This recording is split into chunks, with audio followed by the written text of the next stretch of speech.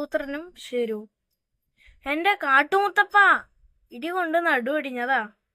100 പുളിയില വീതം 1 മണിക്കൂർ ഇടവിട്ട് തിന്നാൻ കൊടുക്കണം. അങ്ങനെ 20 മണിക്കൂർ കൊടുക്കണം. അപ്പോൾ ആകെ 2000 പുളിയില. അയ്യയ്യോ, ഇത്രയും പുളിയില ഞാൻ എവിടുന്ന് കൊണ്ടുവരും? ഒറ്റയ്ക്ക് പറ്റില്ലെങ്കിൽ മറ്റുള്ളവരുടെ സഹായം ചോദിച്ചോളൂ.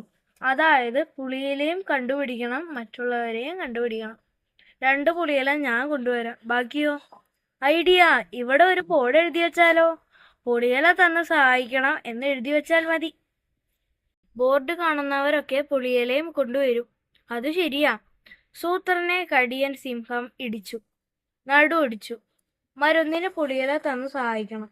മതിയോ? ഇതിൽ 2 കുഴപ്പമുണ്ട്. കടിയൻ സിംഹത്തിന്റെ പേര് വേണ്ട, അങ്ങേരറിഞ്ഞാൽ വേറെ ഇടി കിട്ടും.